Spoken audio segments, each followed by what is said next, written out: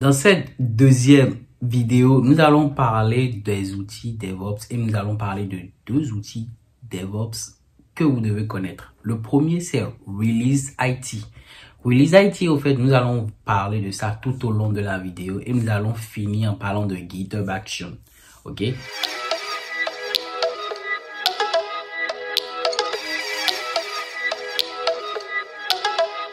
Donc déjà, je commencerai par dire que lorsque vous développez, lorsque vous créez votre application, il y a souvent ce que vous faites au niveau de la partie versionning. C'est-à-dire lorsque vous voulez mettre votre projet sur GitHub ou sur GitLab, ainsi de suite, c'est-à-dire sur les outils de gestion de version, vous avez des lignes de commande que vous tapez sur votre terminal. C'est-à-dire par exemple, je vais taper git add, git commit pour donner un nom, une description à ce que je viens de faire, et après je vais faire git push.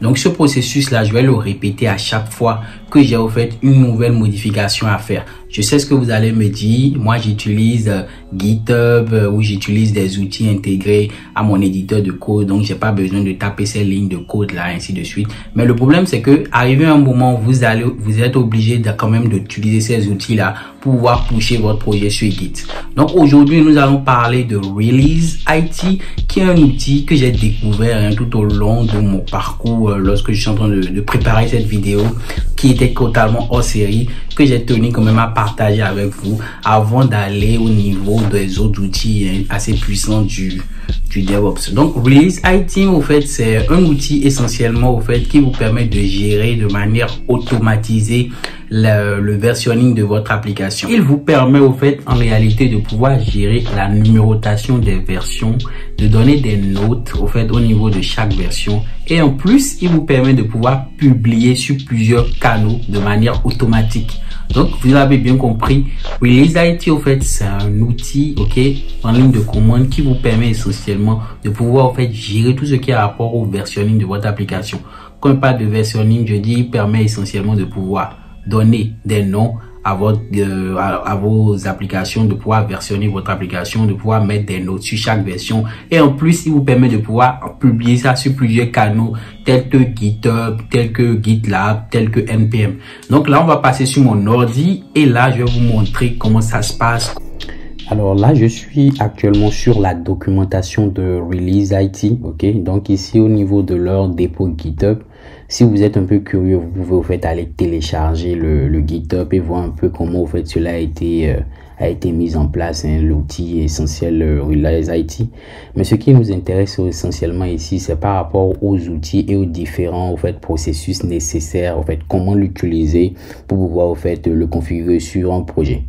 Donc là, quand je vais descendre automatiquement ici, vous voyez que là, il me montre une architecture de comment cela se passe. Donc vous voyez que là, automatiquement, sur ce côté, il nous montre un peu comment ça se passe. C'est-à-dire, vous voyez là, on a ici, lorsqu'on lance cette commande-là, il va exécuter des séries d'instructions. En réalité, ces séries d'instructions-là sont des séries d'instructions que nous, on doit spécifier au niveau de notre fichier Release IT. Donc, on va le voir tout à l'heure. Ce qui nous intéresse essentiellement ici, c'est au niveau de comment ça se passe. Comment vous faites configurer cela sur notre projet. Donc, déjà, je vais commencer par regarder cette partie-là, hook. C'est quoi un hook au niveau de Release IT? Ici, il nous dit que les hooks, ce sont des lignes de commande qui peuvent être exécutées à tout moment durant la publication, durant le processus de publication. Donc ici, on a des hooks comme before .init ou after release. Donc avant l'initialisation, après la publication.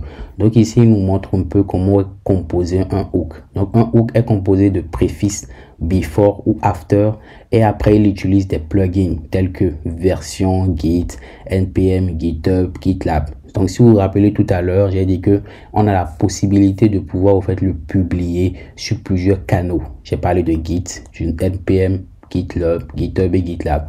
Donc les hooks en elles-mêmes, c'est ça qui est ici. On a le init lors de l'initialisation, au cours de la publication et après, c'est-à-dire ici lorsque c'est publié. Donc ici, il nous explique un peu tout ce que cela utilise. Ce qui nous intéresse là, c'est comment vous faites utiliser ces hooks là lors de la rédaction de notre script. Je vais appeler ça comme ça lorsqu'on veut écrire notre script release. Donc ici, par exemple, remarquez ici mes hooks, il dit avant l'initialisation, tu lances la commande npm run lint, ok, et après tu lances la commande npm text. Et ici il dit après tu exécutes au fait un script qu'il a écrit, ok, un script sh. Et après maintenant il dit à la fin ici tu lances la commande npm run build. Et lorsque c'est publié maintenant, tu mets echo success, par exemple, tu mets release, tu mets au fait le nom du release, la version, et tu dis au fait sur quel repo ça a été publié. Alors pour faire ça, nous allons au fait le faire nous-mêmes sur un projet réel. Donc dans mon cas par exemple, moi j'ai un projet ici, ok, un projet JS. Donc ici, j'ai pas encore testé cela sur au fait les projets PHP, mais sur les projets JS, que ce soit React, que ce soit Laravel, que ce soit, autant pour moi, que ce soit React, que ce soit Vue.js, Angular, tout projet JS, c'est possible de le faire automatiquement ici. Donc, comment le faire? Déjà, la première étape, c'est d'avoir quand même un repository là où est stocké votre projet. Par exemple, moi, actuellement, j'ai un projet ici, React Native. Et nous, on va essayer déjà de créer un repository. Je pense que ça, c'est assez basique pour tout le monde. Donc, créer un repository, mettre notre projet sur le repos. Et après, maintenant, on va passer à l'installation de Realize IT.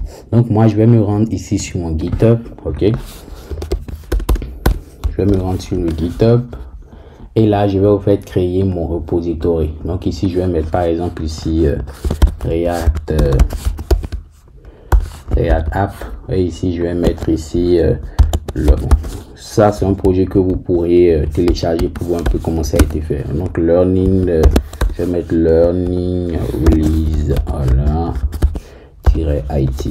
Donc c'est en public. Hop, j'écris le repo. Donc une fois créé le repo, je vais au fait ajouter mon projet au repo. Donc je vais ici démarrer mon terminal. Je vais zoomer pour qu'on puisse bien voir. Je vais clean tout ça. Hop, je fais nouveau terminal et c'est parti. Donc là, j'ai un peu trop zoomé. Donc je vais commencer là. Je fais git init. Hop. Après, ici, je fais git add. Hop. Après, ici, je fais mon first commit. Mon first commit est fait. Je vérifie si je suis bien sur ma branche master. Normalement, il n'y a pas de raison que je ne sois pas là-dessus. Je suis bien sur le main. Et après ici, je mets cette commande là pour ajouter ça à mon origine. Alors, il me dit que cela existe déjà sur mon repo. Ok. Là, hop. Ça, c'est un problème. Ça, c'est un autre problème. Donc ici, qu'est-ce qui se passe? Donc là, moi, vous n'aurez pas ce problème hein, parce que moi, j'ai déjà au fait exécuté cela une fois sur le même projet. Donc ici, je vais juste taper la commande. Je vais reprendre git add. Ok. Je reprends cette commande git add. Ouais. Après ici je reprends la partie first commit. Donc là il me sort une erreur. Donc là pas grave, je fais git init, j'initialise d'abord git, voilà. Et après maintenant je tape cette commande là git add. Hop. Et après je fais mon first commit. Voilà, tout est clair là maintenant. Et ici j'ajoute cela à mon repo. Donc je vérifie juste ici si je suis juste sur la branche git branche pour voir si je suis le main. Et après maintenant je pourrais pusher cela sur mon repo. Hop, comme ceci. Donc c'est pushé sur mon repo. Donc je repars ici et je recharge cette page là. Et on a notre projet maintenant qui est disponible sur le repo. Donc ça c'est assez basique. Donc ça c'est la première étape. Votre projet il est disponible sur votre Git. Maintenant on va passer maintenant à l'installation de Realize IT parce que vous remarquez au fait ce que je veux résoudre. Si vous n'avez pas bien compris, je veux plus au fait me retrouver à faire cette commande là git add, après encore faire encore un git commit à chaque fois ici, ainsi de suite, après faire encore un guide push et ainsi de suite, c'est-à-dire lancer les tests unitaires de manière manuelle. Je veux que Realize IT me fasse tout cela.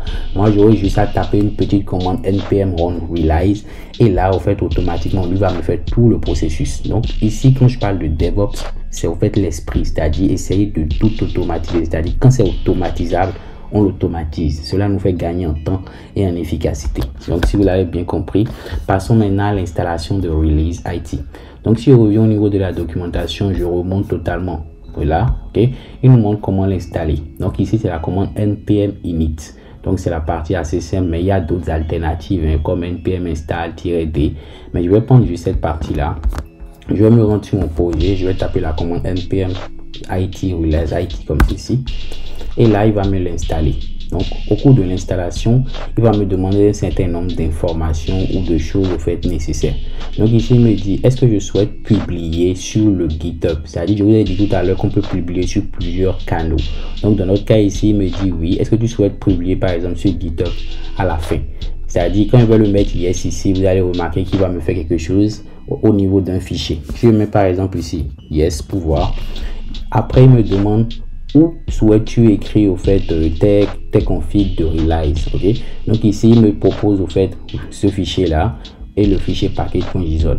Moi, je vais choisir le fichier release-it.json parce que par défaut, moi, j'ai déjà un fichier package.json où je stocke tous les packages nécessaires pour pouvoir au fait pour que mon projet soit fonctionnel, ok? Donc pour ne pas au fait avoir au fait une fusion du code que je vais écrire pour mon release et mes packages, je préfère qu'il me crée moi un nouveau fichier release-it.json. Donc je valide.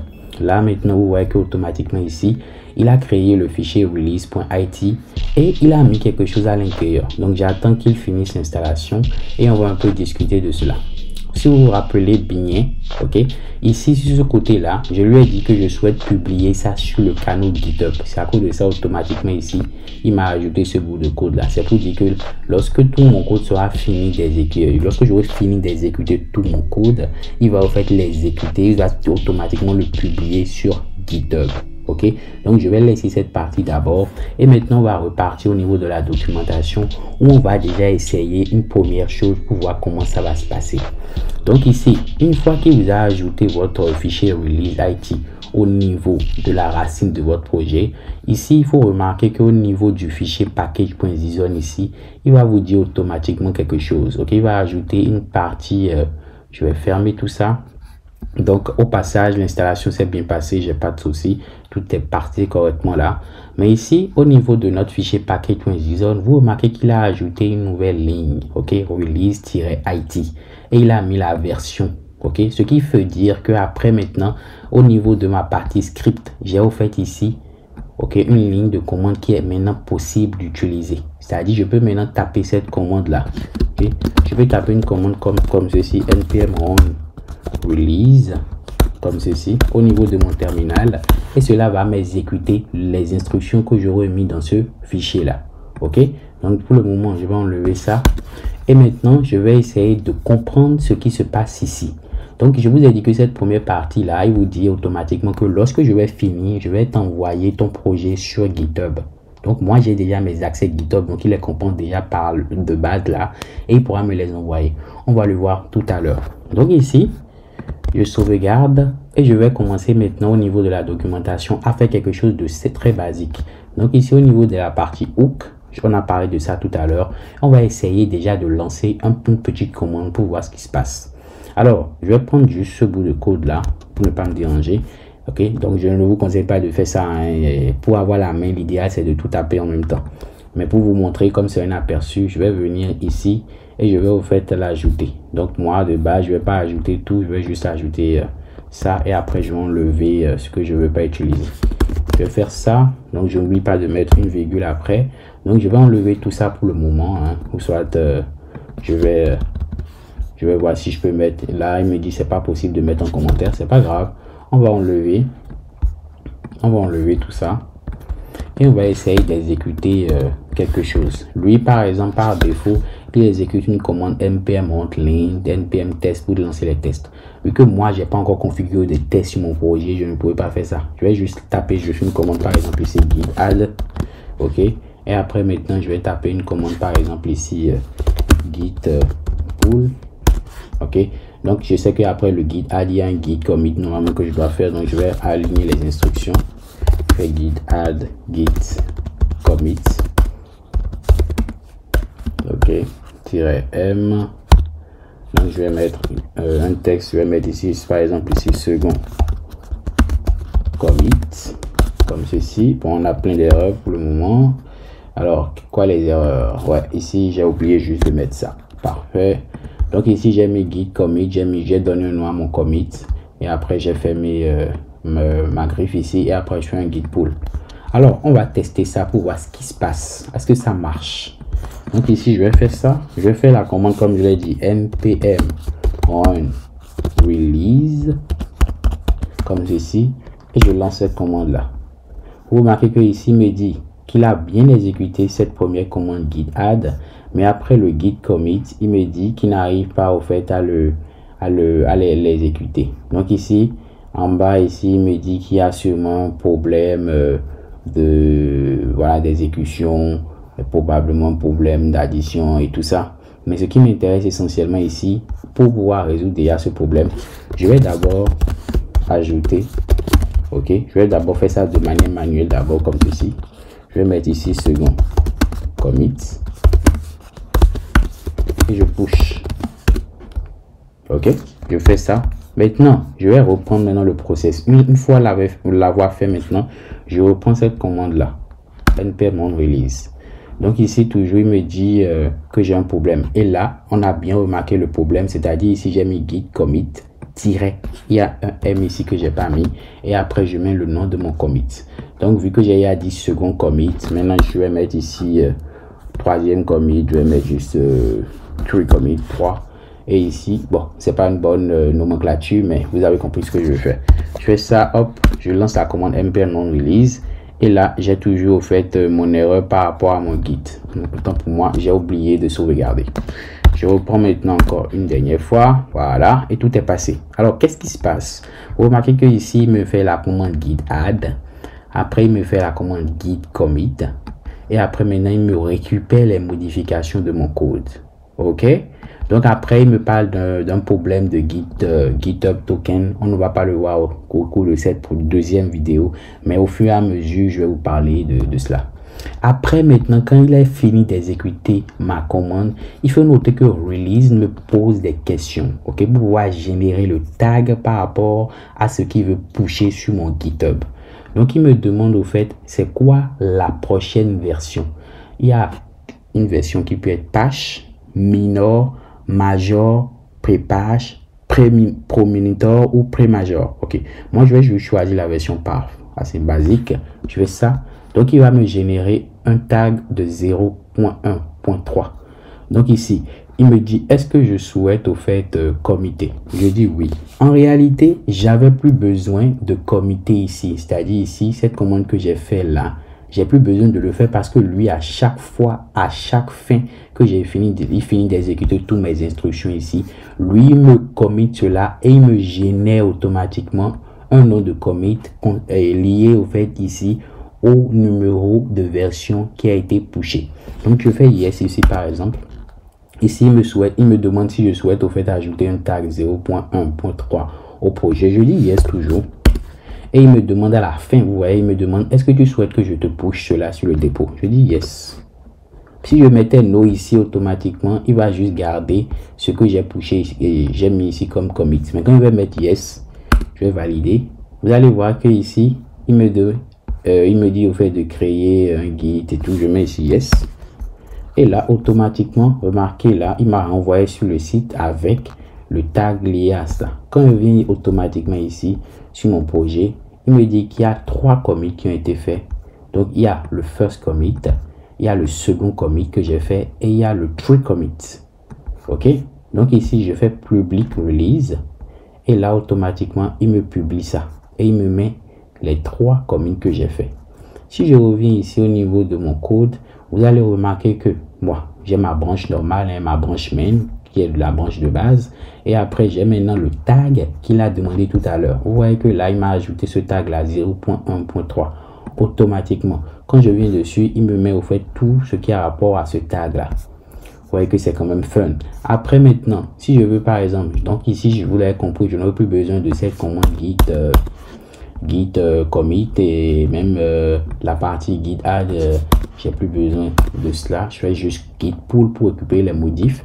Si j'avais des tests unitaires à faire, moi dans mon cas j'ai pas configuré les tests unitaires, mais si vous avez configuré les tests unitaires, vous pouvez au fait le mettre. Ensuite vous pouvez enchaîner d'autres commandes, c'est-à-dire toutes les commandes que vous souhaitez faire avant que le projet soit récupéré, vous les tapez ici.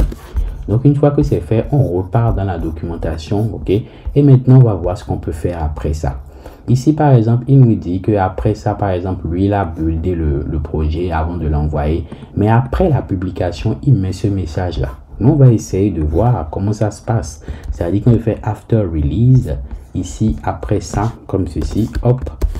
Il me dit que après que la publication soit faite, c'est-à-dire après cette étape là, je veux que tu me génères un message qui dit par exemple ici, je vais enlever le echo, j'ai pas besoin de mettre un echo, je vais mettre success release, ok, et je mets le numéro de la version et je dis sur quel repository cela a été publié.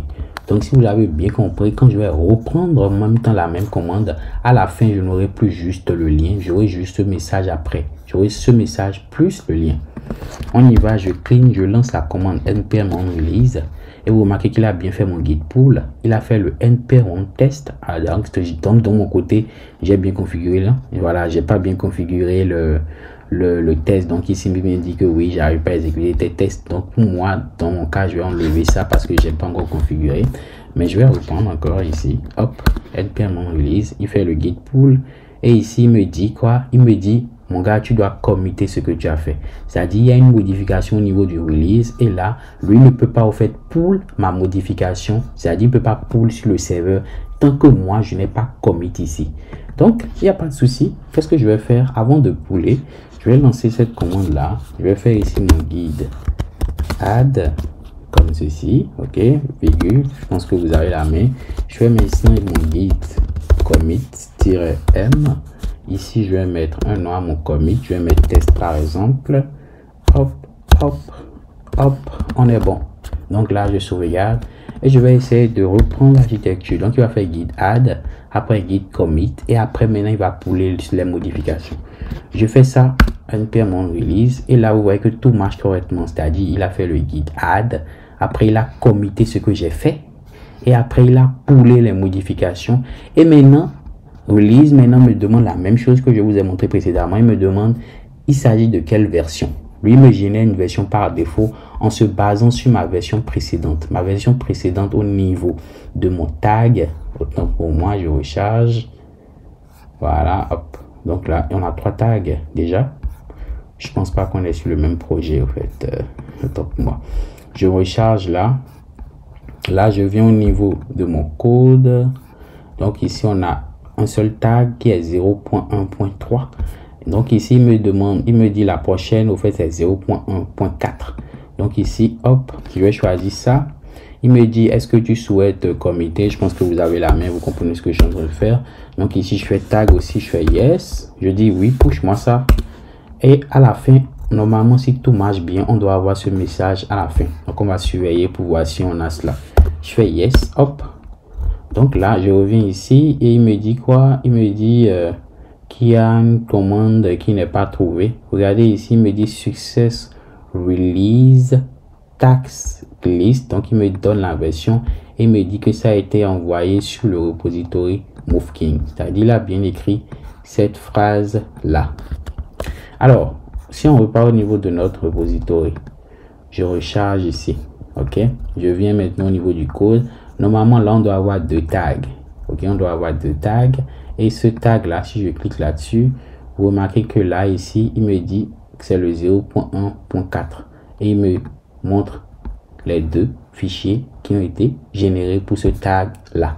Donc, si vous avez bien compris ça, à chaque fois, il publie les modifications. Ce qui nous permet d'automatiser le process de pouvoir publier ou de pouvoir récupérer des modifications au niveau de notre Git. Donc à chaque fois maintenant que j'aurai besoin de pusher, de puller, je peux vous faire mettre tout le process ici, automatiser cela et juste lancer cette commande là npm on release qui va me faire tout cela automatiquement. Si je veux publier ça sur GitHub ou par exemple là je publie ça sur GitHub, je veux publier ça sur GitLab, je pourrais faire ça.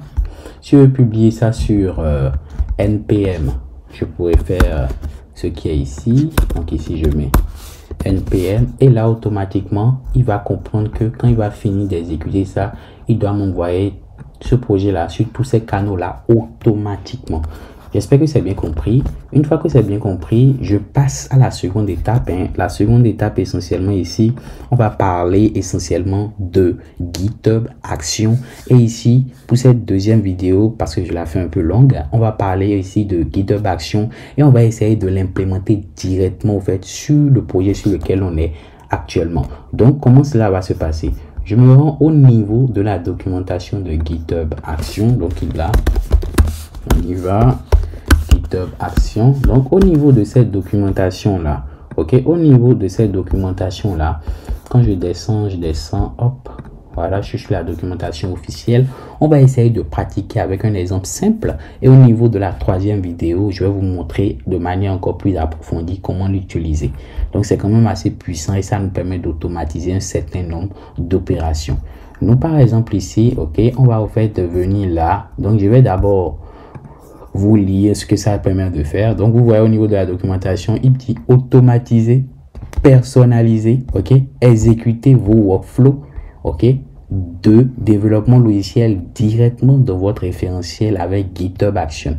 Vous pouvez découvrir, créer, partager des actions pour effectuer n'importe quel travail de votre choix. Donc ici, on parle de pouvoir, au fait, automatiser ou de pouvoir faire des intégrations continues. C'est-à-dire quoi? Je prends le scénario simple, ok, pour que tout le monde puisse voir, ok.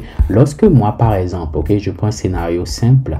Lorsque ici, par exemple, je push sur mon repos, ok, une fois que je push sur mon repos, je veux pouvoir exécuter un certain nombre d'actions, ok. L'action que je souhaite, par exemple, exécuter essentiellement pour moi, par exemple, ça serait au fait de lancer des tests unitaires, de lancer des tests fonctionnels, de pouvoir au fait de tester mon application et quand ça va marcher, je pourrais au fait déployer cela sur mon serveur. Et c'est ça qu'on va essayer d'implémenter ici. Alors, là, quand je viens ici, je descends, il nous montre au fait essentiellement comment l'ajouter sur notre projet. La première étape, c'est de créer un fichier, autant pour moi, un dossier .github, après un dossier workflow et dedans, on va créer tous les fichiers nécessaires pour pouvoir au fait faire des workflows, c'est-à-dire écrire au fait des, disons, en parenthèse, des pipelines qui vont nous permettre de pouvoir faire certain nombre d'actions sur notre repository. Donc, on y va. La première étape, on va créer le fichier .git. Si je ne l'ai pas encore, voilà, j'ai pas encore mon fichier .git, donc mon dossier autant pour moi .git. Je le crée là. Ensuite, je vais créer mon dossier workflow. Donc ici, au niveau de GitHub, je fais un nouveau dossier. Hop, j'ai mon dossier workflow. Dans mon dossier workflow, je vais créer un fichier. Eux, ils ont appelé ça Learning GitHub. Nous, on va appeler ça aussi la même chose. Je pense que c'est original. Donc ici, je fais ça. Hop, Learning GitHub.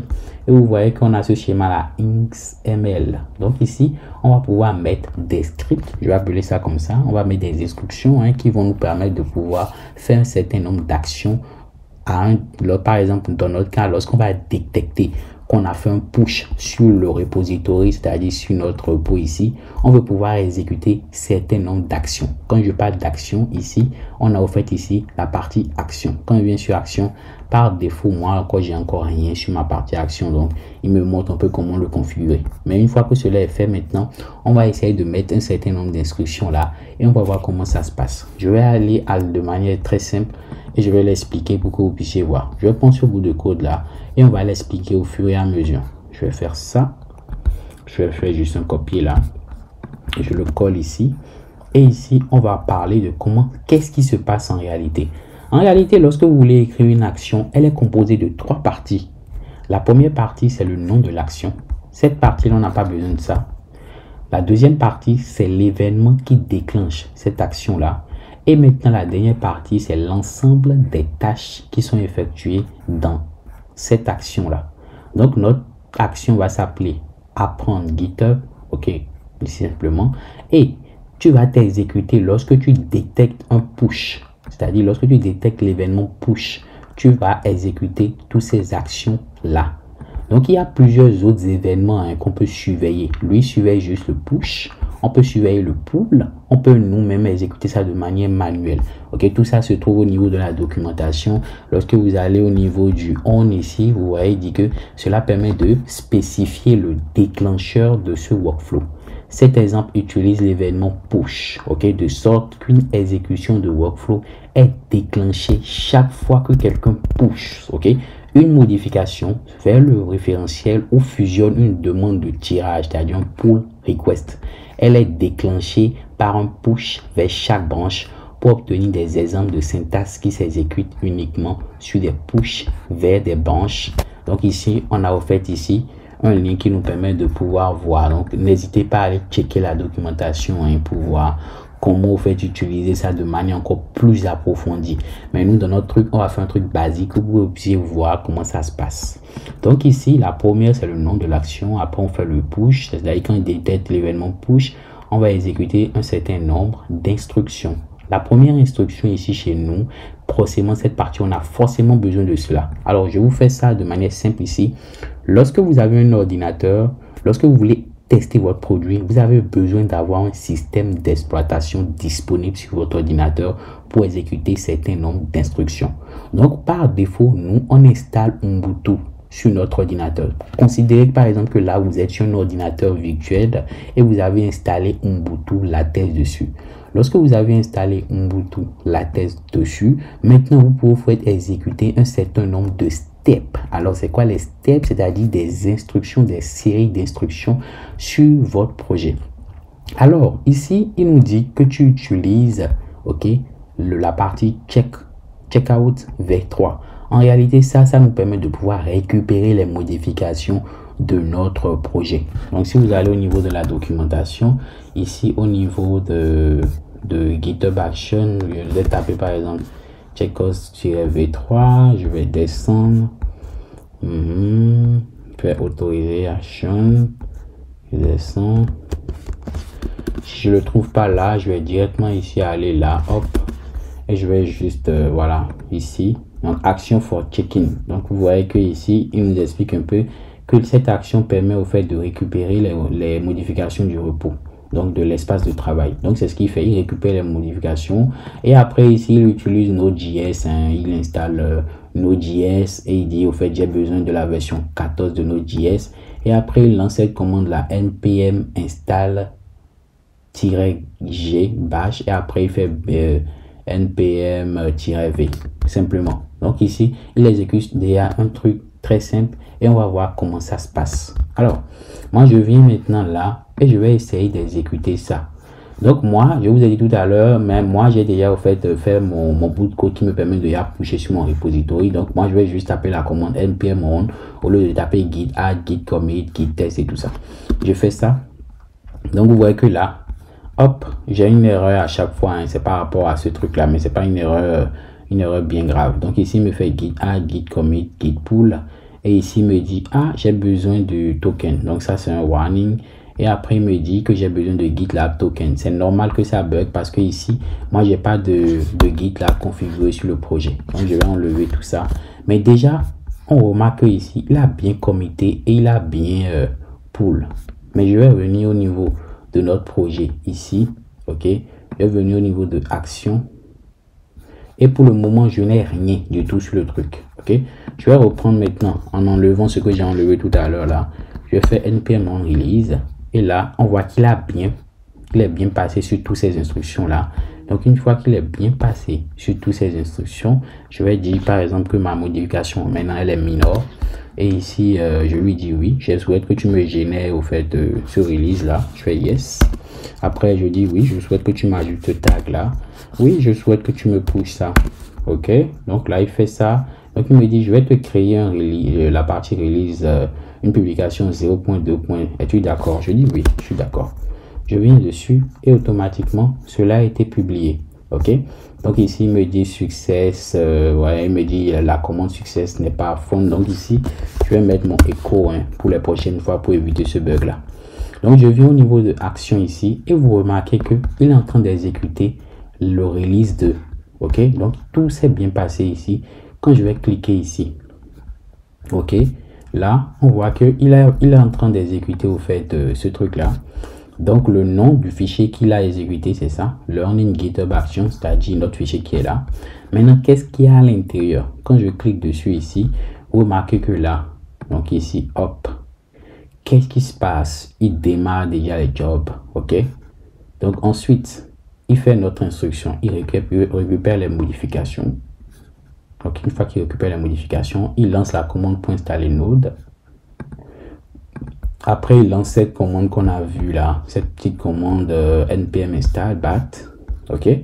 Et à la fin, maintenant, il lance cette commande là pour voir la version de bat qui est exécutée. Donc, si moi j'ai d'autres instructions à mettre, je vais en fait les enchaîner ici au niveau de mes steps.